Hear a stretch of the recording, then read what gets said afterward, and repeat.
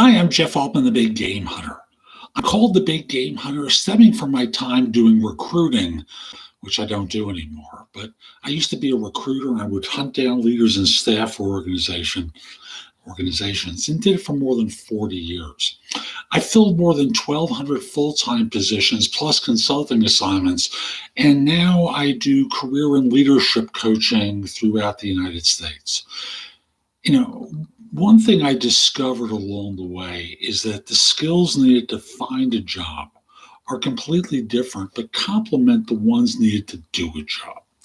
And most job hunters just arrive at interviews and arrive at the job search as though the world should stop for them and they get miraculously hired. And it obviously doesn't work that way. It's no wonder that people are disappointed time and time again. And thus why I now do coaching rather than recruiting. Recruiters work for employers. That's who pays them. They don't work for you.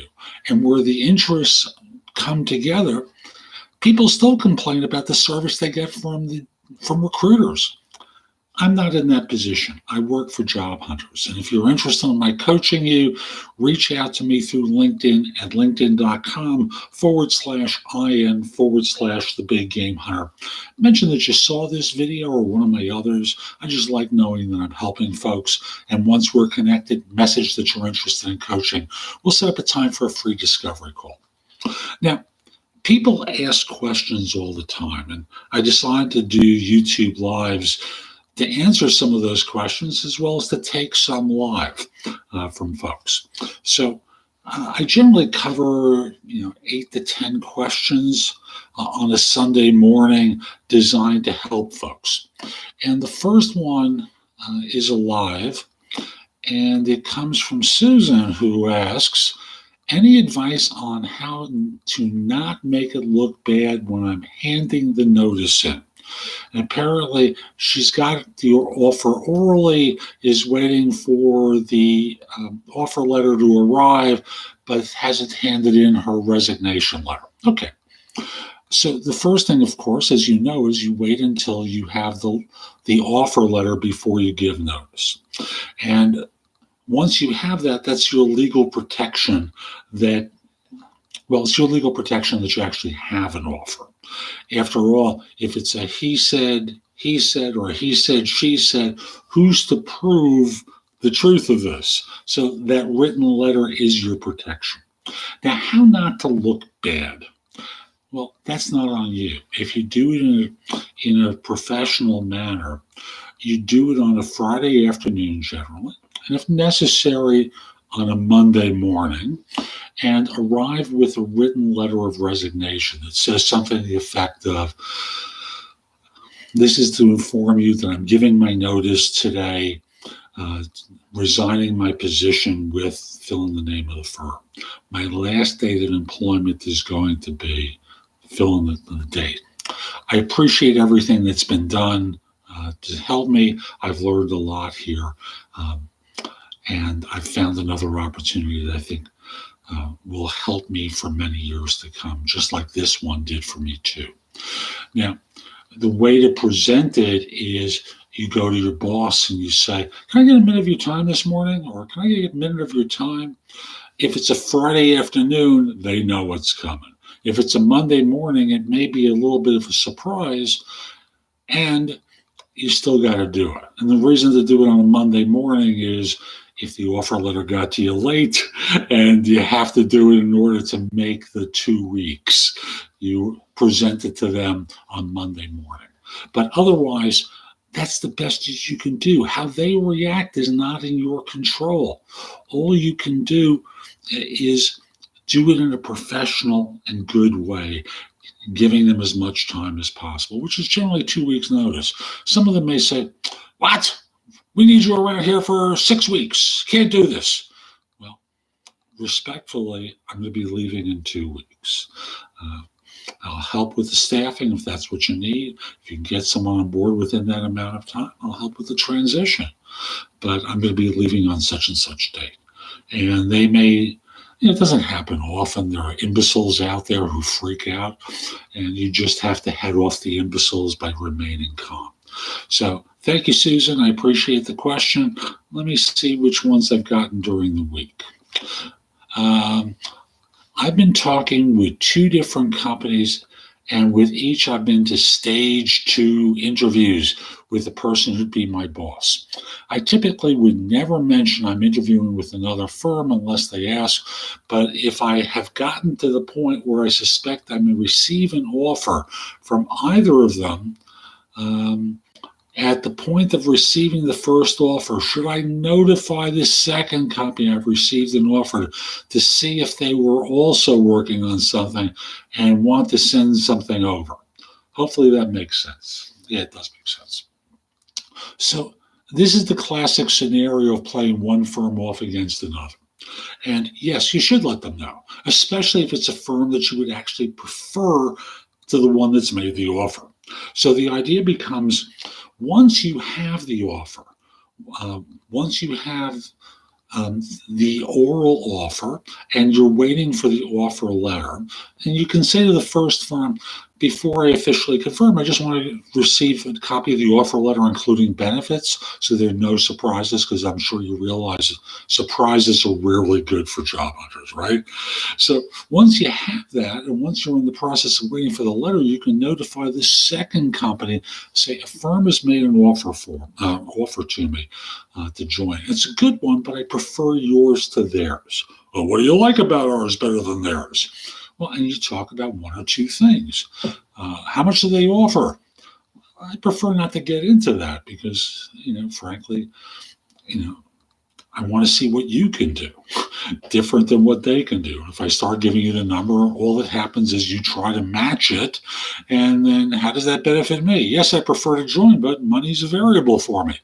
So yes, you always notify the second firm about the first to either hustle their process or have them say, we're going to be evaluating for another 6 weeks probably.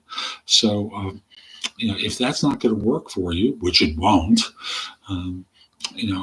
we wish you well, and let's stop the process. And frankly, you really should, because, some of these firms go on these infinite interview processes that go on forever, and you don't want to reward them by turning something down. So yes, always notify the second firm about the first. Another question. I quit my last job because I felt it was misrepresented to me. The job and the culture were not good fits for me. I'm applying for the same types of jobs in my field, but how do I represent the last company in a good light and still be honest about why I left? I recently had a phone interview, and while I tried to represent the company in a positive way and still be honest, I'm not sure it came across that way. Can you give me some examples of how to be honest about why you quit a job without bashing the company? I'm not going to do the specifics of that because, frankly, I don't know what the specifics are. I'll just simply say, when I interviewed for this position, they described what I'd be doing as such and such and such and such. They told me that the culture was this or that or this or that. And unfortunately, now that I'm there, it's nothing like that. The work isn't what I was told it would be. The people aren't what I was told they were like. The office is a dungeon. I've got I'm pulling stuff out that's not in the letter. It's, in a basement somewhere, and it's awful. And this isn't what I was told it was going to be. Even when I visited, the people presented themselves very nicely. They told me about the work, and that's not the work that I'm doing. And when I asked my boss about why the disconnect, what she tells me is, this is what's available right now. You kind of describe the scenario to them and say, I could sit here forever, but this isn't what I signed up for. It's an oppressive environment. It's ugly as sin. I never see light of day, and the work is awful. I don't know about you, but I'm not really motivated by that kind of stuff. So you kind of put them in the position of understanding your circumstances. And then conclude by saying, if you look at my job history, my background has been relatively stable throughout my career. This is abnormal, just like this job. So you kind of put them in that position of understanding, inject a degree of humor. This is abnormal, and just be playful with it. So that's how I would address it. I accepted a conditional job offer last month. I'm undergoing a background investigation again. I signed the offer letter on January 11th and signed the eQIP January 19th. This is a government job, apparently. Last time I went through this, it took 36 business days to get cleared at the SEC. I'm joining a new government organization. When should I follow up with my staffing agency contact? The answer is frequently, because they're the ones who are policing this, because from their standpoint, they start getting money all the time once you're on board. So they have that interest in getting this contract complete. Now, the government shutdown, this is recorded in 2019, the government shutdown that occurred during January may slow this down, but the reality is you check in with them all the time. And at the end of the conversation with them, say, when would it make sense for me to follow up with you? And they'll give you an idea of when that should be. Terrific. And if they say, don't call us, we'll call you, swallow hard and go, excuse me? Excuse me? Don't call us, we'll call you? Did this thing die at some point? You're not telling me? So I don't think that's going to happen. It's the federal government. So I'll simply say, just follow up with them whenever you like. Frequently, it motivates them to check on the deal, because from their standpoint, they start getting revenue from you as soon as you're on board, and do it all the time. Here's one. When you give your notice, have you or do you tell your current supervisor or coworkers the name of the new company you'll be going to if they ask? Or do you tell them you're keeping that information private for the time being? Seems like if you're being vague and say, I'll be working for a healthcare company or consulting firm, they'll still pry and want to know the name of the company. Thoughts? Yeah. It really involves your relationship. Now, your boss is not going to go call that firm and say, are you kidding me? This person's an imbecile. Why did you ever hire them? They're a moron. And if they did, you sue them. It's really that simple. But I'll just say that it's not necessary. It's your life.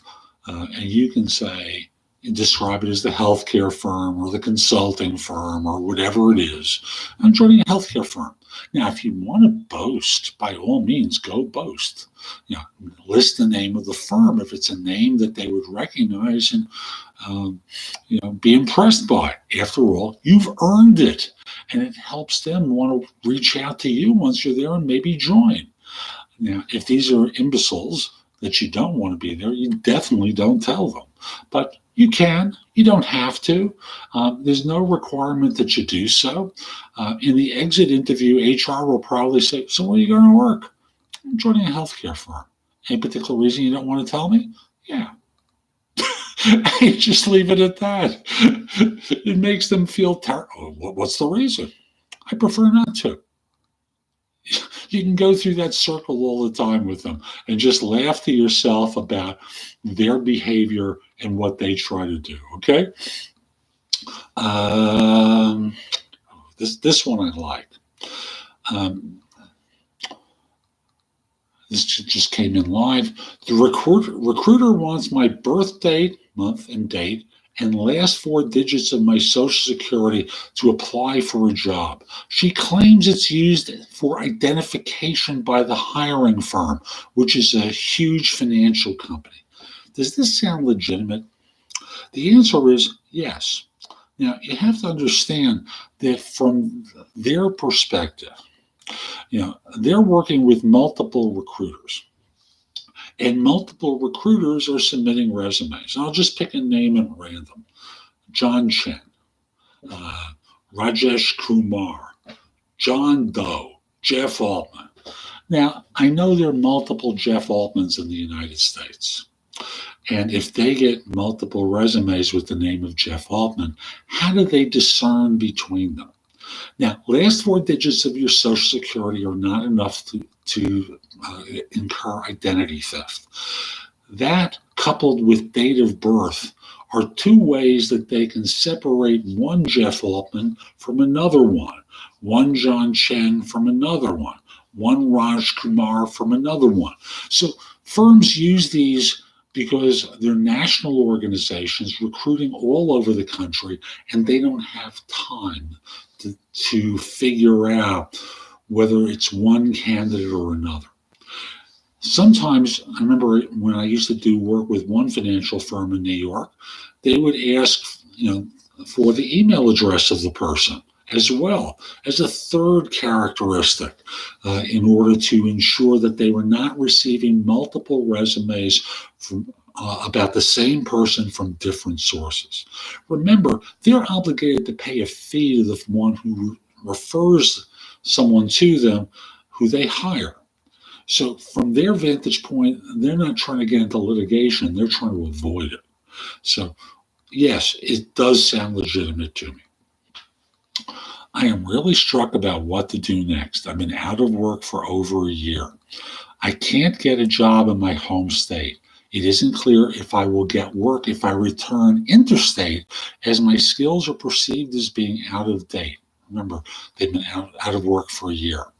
I can no longer afford my rent and bills, and I'm really at a loss as to what to do. I've thought about summoning up the courage to take a trip to see if I can secure work, but worry it will waste precious resources if not successful. And this is a colossal bind. So number one is I would go to your local unemployment office. My first reaction is you're not trying hard at this point. You're waiting for the phone to ring or an email to arrive.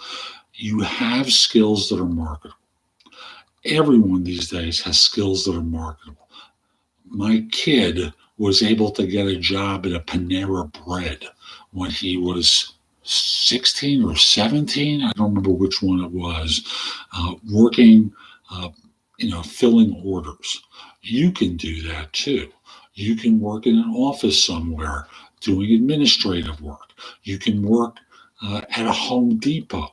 There are jobs out there, but you're not applying. I know this already because I see these happen all the time where people self-sabotage rather than applying for work. So the first thing is I would go to the local unemployment office and say, I'm not getting results and I'm starting to run out of money. What services are available to me? Do you go on welfare? Do you wind up you can't collect unemployment. You've already exhausted that, right? So you start talking to a social worker about unemployment, food stamps, and other benefits, because we have to deal with the immediate situation here and stabilize your finances. Now, in terms of going out of state, I don't know if we're talking about New York and New Jersey, like they're so proximate to one another, you can take public transportation there, or what? So if we're talking about California and Montana, that's different, or Montana and California. But the reality is you've got to get a job, and you've got to do what you got to do to get a job. And try and line up as many interviews as you can over the phone or by video in order to save time and resources. So hustle. Put in effort, try harder. I'm reading, someone who's scared in here, and understandably, you've blown a year of your life not trying hard enough. And I feel like Gordon Ramsay talking to some of these chefs in restaurants where they've screwed the pooch for so long that they have no money coming in or next to no money coming in, a dying restaurant, and they're arguing for their position. You at least are not arguing, but you need help. And I'm telling you, you got to step it up and try harder. If you think you're trying hard now, 10x it. Push harder. You can do it, but you also need to stabilize your current situation. Like I said, Go to an unemployment office or whatever they call the unemployment office in your area. Go talk to them. Tell them you need some supports. How do you apply for welfare? You've exhausted your unemployment. I need food stamps. Get that taken care of today. Don't waste any time. Last question for today. Let me just do one last check over here to see if it actually is the last question. Okay. Last question for today. How can I handle scheduling interviews without alerting my current employer? I'm open to any suggestions. That's easy. So you schedule the interview for early in the morning, during a lunch hour, after 5. You do some of them by phone and then meet in person. Now, if you're in lower level positions, you have to do it at certain times of day because they're not doing many phone interviews with people who work at Home Depot, to use that example. You have to go and meet with them, and then they'll interview you. But you try to do it early, midday, late, so that in this way, you're optimizing your time. And just let your boss know, I'm going to be in late today. I have a doctor's appointment. I have something with my son or daughter, my wife, husband, partner. I have to be in a little bit late or leave a little bit early. Or I have a friend in from out of town. I'm going to take a little bit longer lunch hour today. And then you go and you interview. And you make it seem casual. And that's really all you have to do. No big stories, no big production. Okay? I hope you found this helpful. I'm Jeff Altman, the Big Game Hunter. Again, if you're interested in my coaching you, reach out to connect with me on LinkedIn at linkedin.com/IN/the Big Game Hunter. Mention that you saw the video because I just like knowing I'm helping some folks. Once we're connected, you can message me that you're interested in coaching. We'll set up a time for a free discovery call. Also want to mention my channel on YouTube, JobSearchTV.com, takes you to that channel. Go over there. I've got thousands of videos about different elements of job hunting. Just go watch. There's just a lot there. And visit my website, thebiggamehunter.us. Again, more information. Excuse me. More information that will help you. So I'm Jeff Altman. I hope you have a great day. Take care.